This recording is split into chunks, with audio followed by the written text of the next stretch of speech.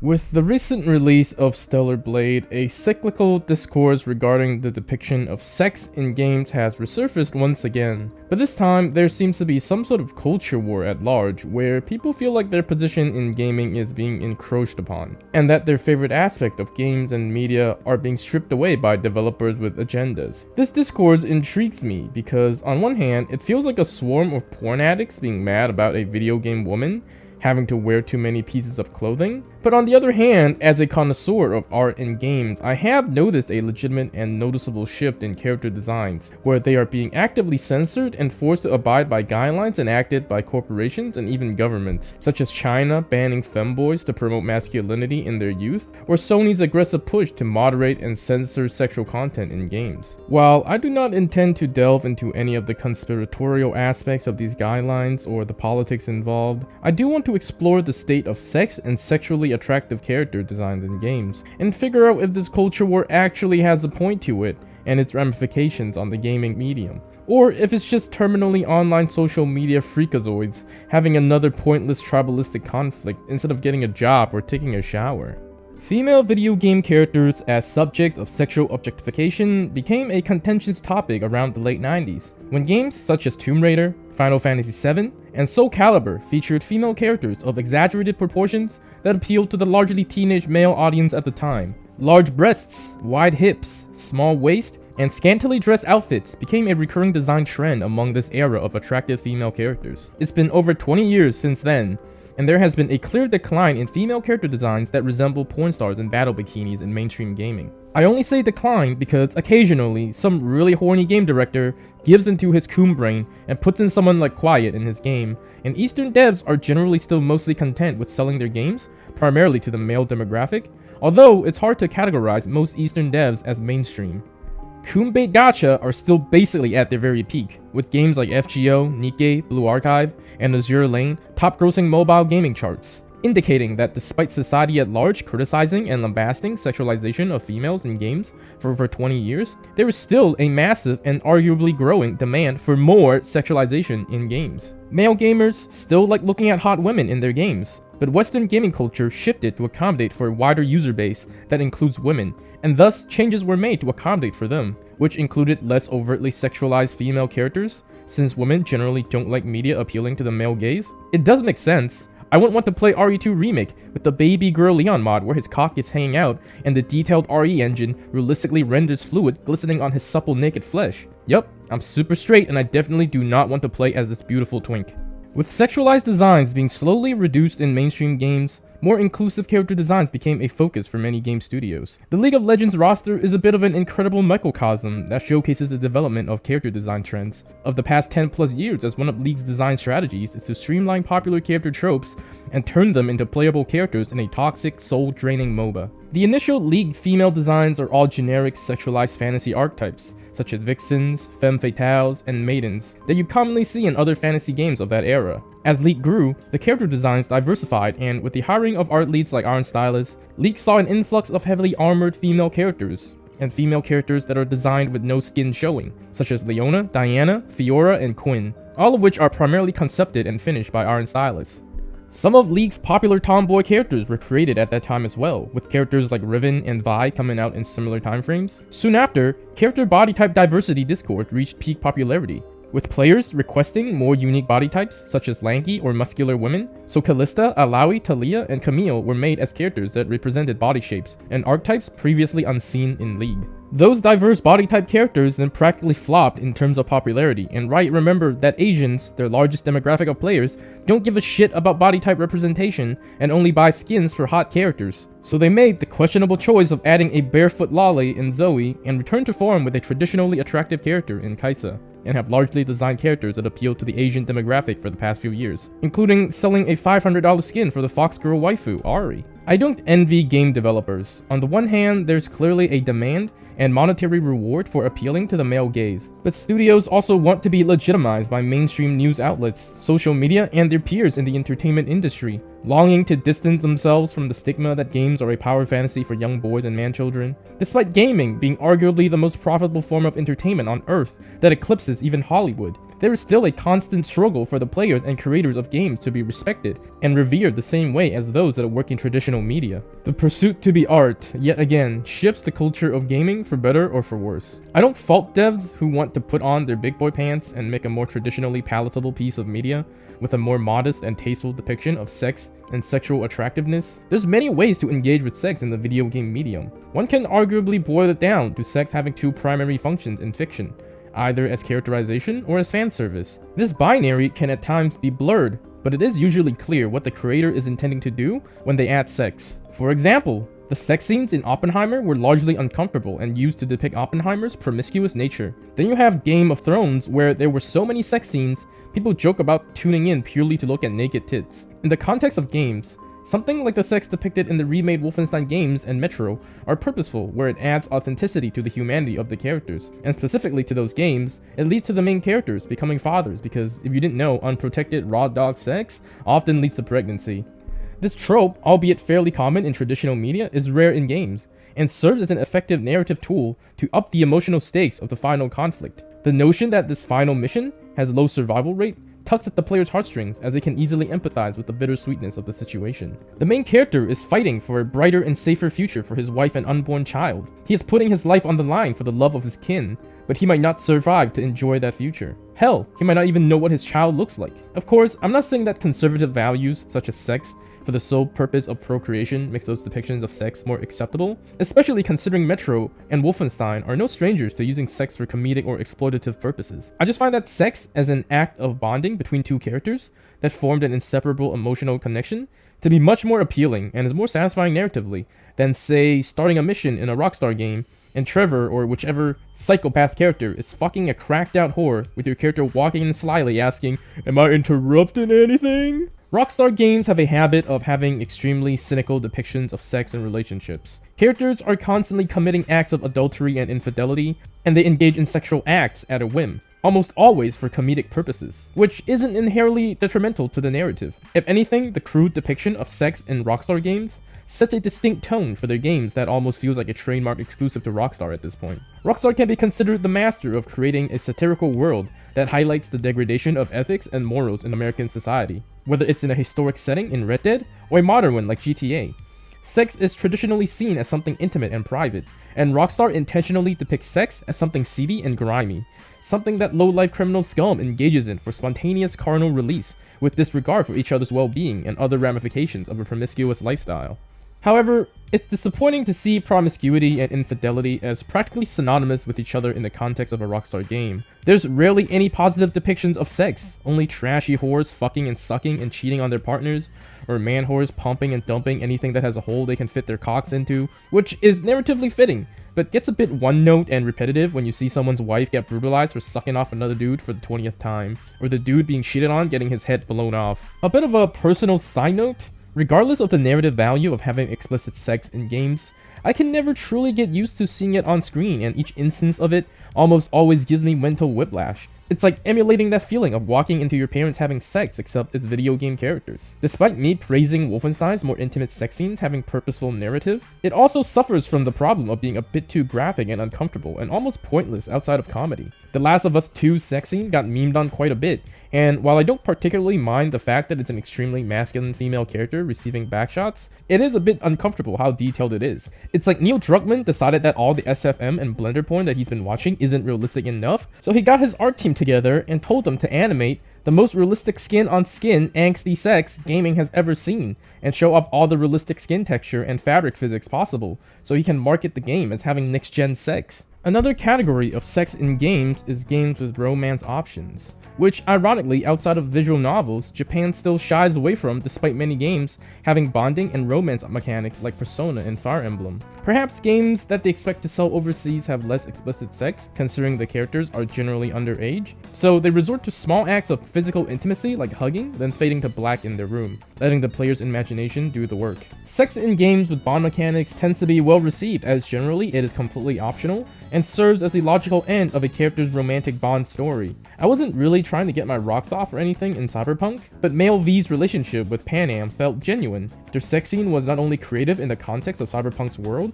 but tasteful enough that I don't feel embarrassed watching it unfold, and I'm glad that my character was able to form such a deep and trustful bond with this woman he loves. Although Cyberpunk did completely blindside me when I tried to do the Corporal Lady's mission and she ended up pegging me with her 7-inch strap-on.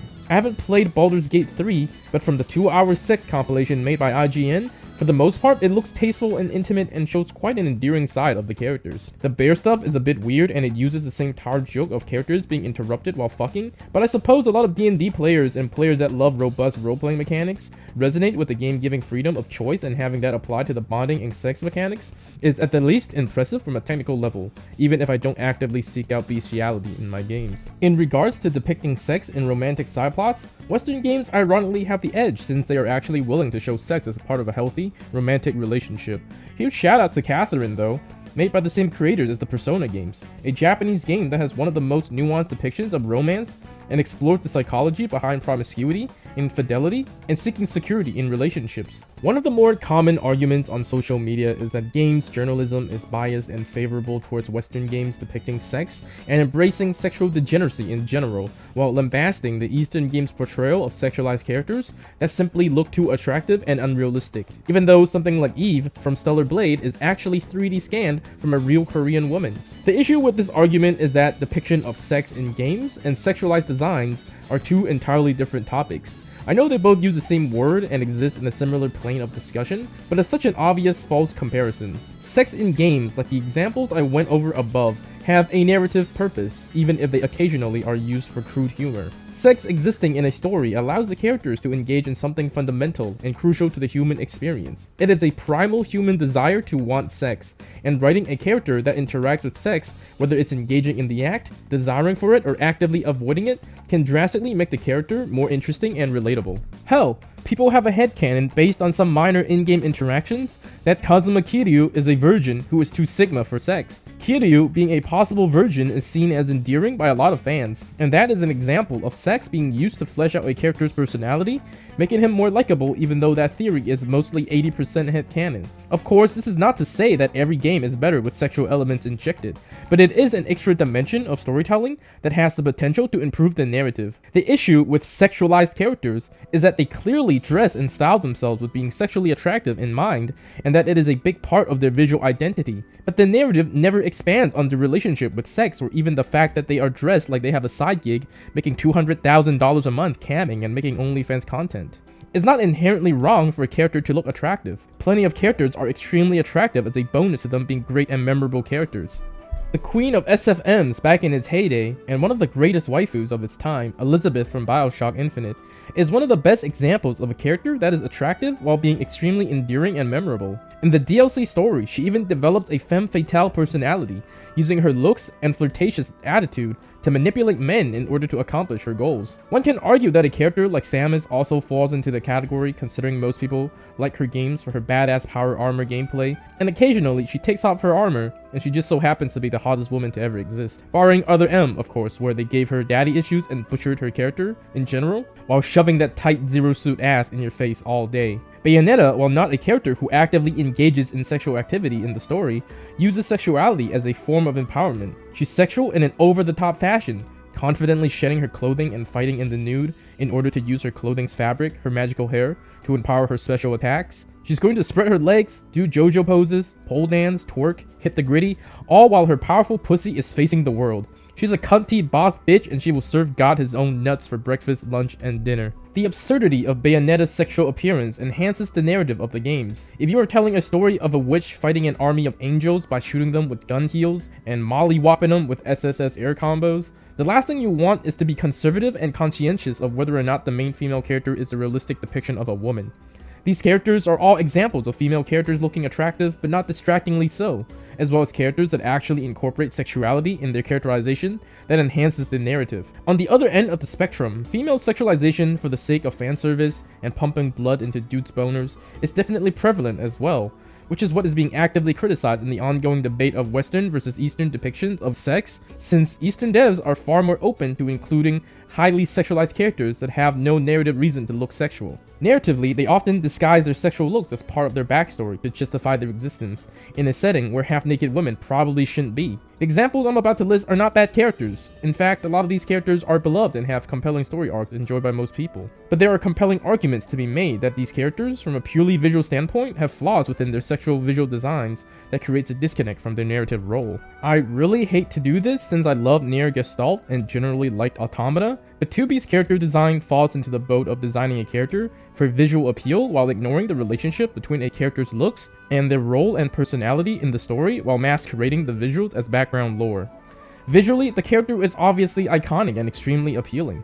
The impactful contrasting monochromatic colors, the interesting silhouette, and the aesthetically pleasing use of lacing and embroidered patterns accumulate into an absolute eye candy of a character. But narratively, it is a weak design considering her entire reason for existing is to be an efficient combat android. And this is without even mentioning her 2 tons of ass that is built specifically for face sitting. I'm aware that the androids are designed to emulate and borderline fetishize humans by their creators due to the mysticism of humans and the androids' general infatuation and obsession over humans, and that their clothes technically are built for maximum combat effectiveness within the world's unexplained android technology, like her skirt being some sort of heat sink for energy. But those explanations are fairly far removed from the in-game narrative and serve very little to flesh out 2B's character. Her defining traits in the game is that she's a stoic soldier that becomes increasingly more human and emotional as she develops her relationship with 9S, and as she witnesses the many tragedies that befall her allies. Not once did her visuals affect that narrative in any meaningful way. Kaine from Nier Replicant has a far more effective incorporation of sexuality in her character,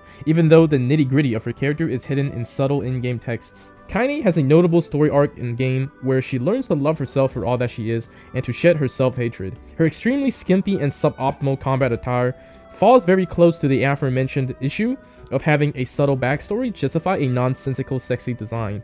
But her entire character is based around having extreme self-image issues due to being a freak that is outcasted by her village, heavily implying that she was born a hermaphrodite. Not only that, a male demon is sealed inside her body, mutating her body and mind, further worsening her gender dysmorphia, so she hyper-feminizes her attire to retain her femininity. Characters see Kaine and are surprised by her bold and revealing looks, and that both make sense within the world and basic human reaction. Finally, we have the perfect example of this trope being a complete narrative cop-out in Quiet. Quiet is an extremely well-trained soldier who contracted a bizarre physical condition from a parasite, where she has to be as naked as humanly possible to hydrate herself externally, and to absorb sunlight since her metabolic functions have been mutated into the human equivalent of photosynthesis. So here's the conundrum. Depending on your tastes and your level of suspension of disbelief, that might sound like the stupidest fucking thing ever or the coolest thing ever. On a surface level, I do like her character. There's something fundamentally cool and attractive about Quiet in a way that tickles my teenage boy brain.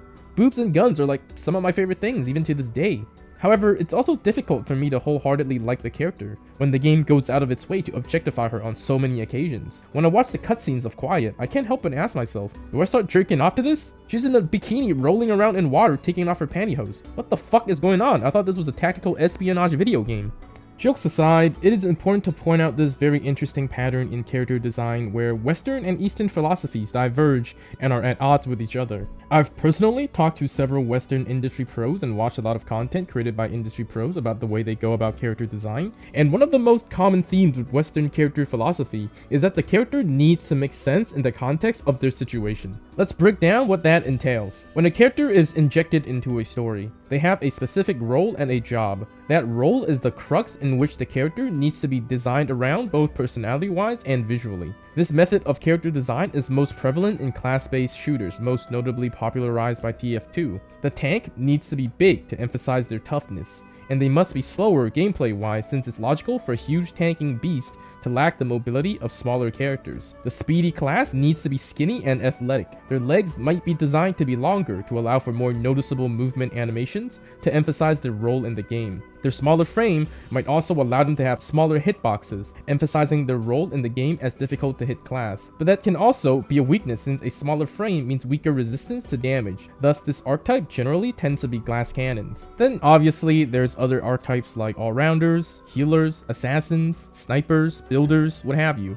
that all abide by a basic set of design rules that bind them to the logic of the world and their roles in it, making them feel grounded to make the game world more believable and immersive. However, this design philosophy philosophy's biggest pitfall is that in pursuit of being believable and grounded, developers begin to fixate on realism, because what else is more grounding and believable than the real world? This fixation stifles the development of more interesting and creative art directions. We have been seeing fewer games with gorgeous visuals like BioShock, and more games fixated on skin wrinkle detail or iris dilation details. Not to mention lame as shit character design with excessive use of 3D scanning, and people in regular ass tunics or shirts and jeans. The fixation on realism undermines a core aspect of what makes games interesting. It is an interactive medium that immerses the player in a fictitious world that we can't experience in reality. Yet people are so desperately clinging onto something that has to make sense, something that has to be realistic, to a point where it waters down the entire medium into a homogeneous simulation of our world, including the way people look. Then you have the other end of the spectrum, Eastern games and media that don't seem to care about reality and fixate their efforts on creating the most fantastical and appealing fictional world possible. Appeal is arguably their biggest goal when it comes to character design. The characters need to be beautiful or cool to be loved by the fans. The storytelling comes second to supplement the character and make them more likable, but is not the most important aspect of them, because characters lacking visual appeal will be dismissed even if they have a compelling story. This design philosophy is most notable in gacha games, as these games make millions based on attractive characters being locked behind RNG gambling mechanics, which I must admit I used to fall victim to. The most I've spent is $200 for Passion Lip, and my god in Christ, I don't think I've ever even used her in a real party.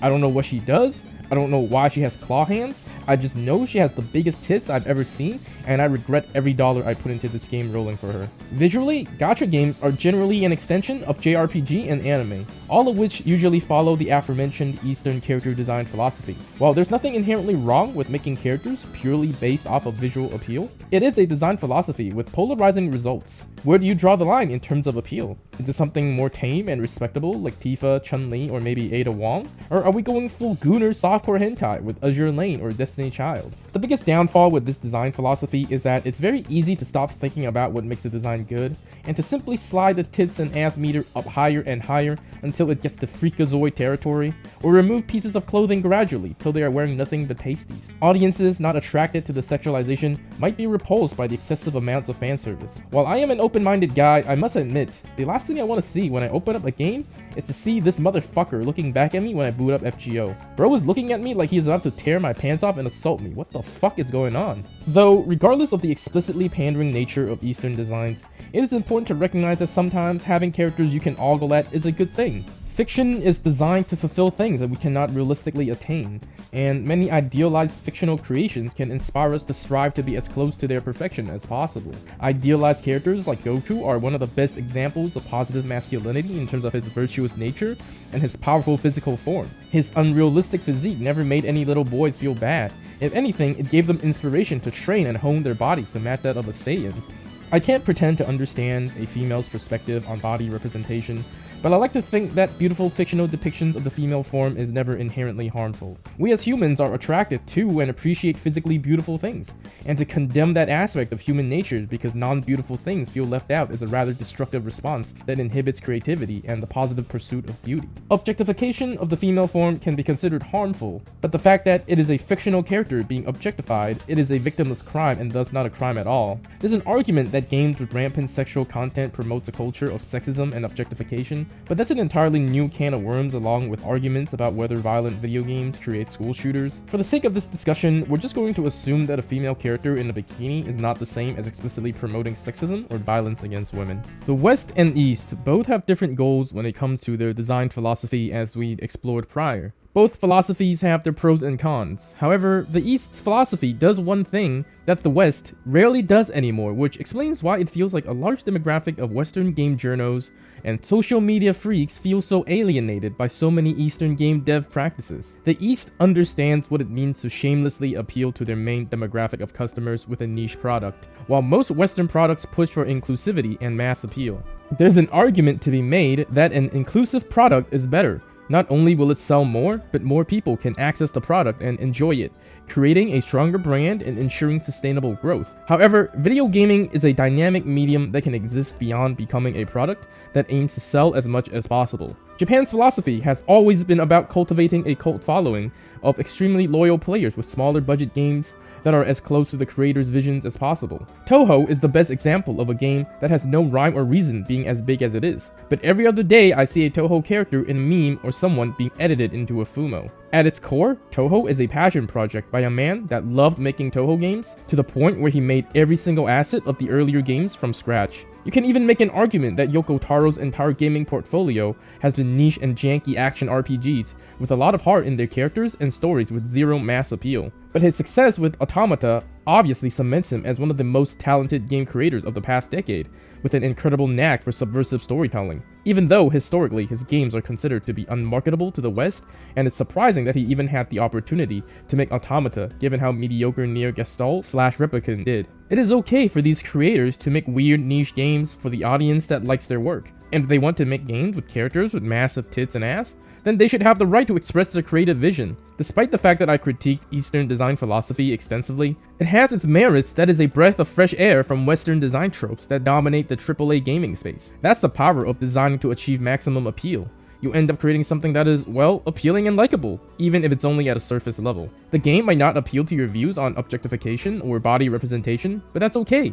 You can play plenty of other games made specifically to cater to your taste and views. Go and fuck a bear in Baldur's Gate. There are games out there for everyone. The problem arises when the demographic of people, specifically Westerners, call out the quote-unquote problematic nature of a product not designed for them. In this specific instance, we're discussing character designs, but there's examples of other aspects being criticized, such as gameplay difficulty like FromSoft games.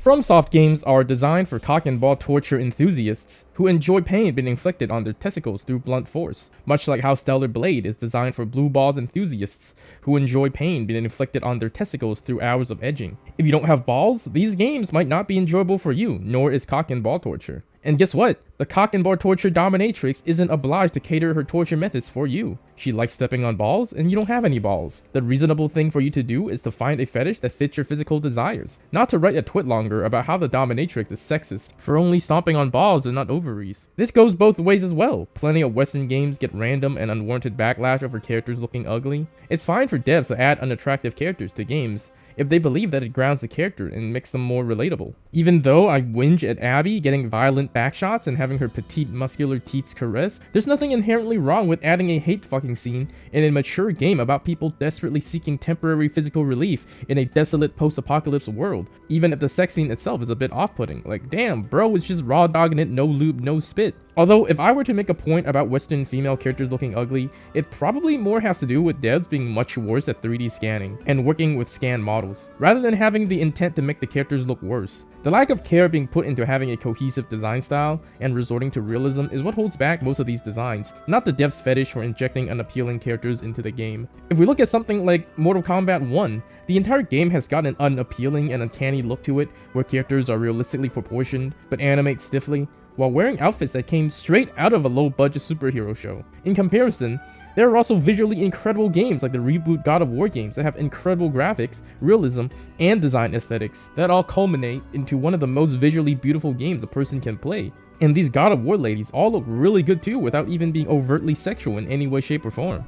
At the end of the day, your average depiction of sex in games is extremely harmless, and as adults, people should be free to create or consume this harmless content as they please. There is a certain level of artistry and appreciation for the human form that is required to create attractive characters, even if they are explicitly fetish bait. And that artistry and dedication to creating beautiful characters is to be admired. If you don't personally resonate with their creations, then that's cool because all they did was design a character, no harm, no foul. And on the other end of the spectrum, if someone wants to make ugly characters because they resonate with that, then it's also pretty pathetic to point to that as a degradation of gaming culture. As a whole, it's very easy to not engage with something that doesn't appeal to you, and it's important to recognize that even if something doesn't resonate with us personally, they might have great value to someone else and that the product was simply not made for us. I'm not going to write an angry letter to the creator of Twilight asking why they didn't make the book more appealing for men, when the entire premise of Twilight is that it self-inserts smut for women. Hell, if anything, I should praise Twilight for casting Taylor Lautner as Jacob to get people to give short kings a chance. Keep your crowns on, kings. Don't let your height hold you down. Has there been an evident shift of female body type representation as gaming as a medium grew and developed? In the AAA gaming space, yes. But as discussed before, as the budgets of these massive games inflate, They need to sell to more and more people, and in order to omni-pander and reach their ceilingless sale goals and profit margins, being inclusive to a female player base is required, and there's nothing inherently wrong with that, even if gatekeepers believe that gaming should stay as a primarily male-exclusive space. No one expected the AAA gaming space to grow into the behemoth it is today, and as the gaming medium grows, it is natural that it shifts away from some of the practices of the past in order to grow and expand. And even though some may argue that AAA gaming has gotten too big for its own good and it's far removed from the true spirit of gaming, there's still a plethora of games in smaller spaces that fills almost every niche you can think of. The borderline pornographic character designs you busted your first nut to still exist. If you hate ugly people, then congratulations! You can be a part of the billions of Chinese and Koreans that feel the same and boot up one of their games that feature this exact same looking lady in every single game they release. On the other hand, if you're afraid that gamers are getting more sexist and porn addicted due to the character designs in video games, you should probably instead worry about the increasing amount of easy to access sexual content on social media platforms of all ages that center around games,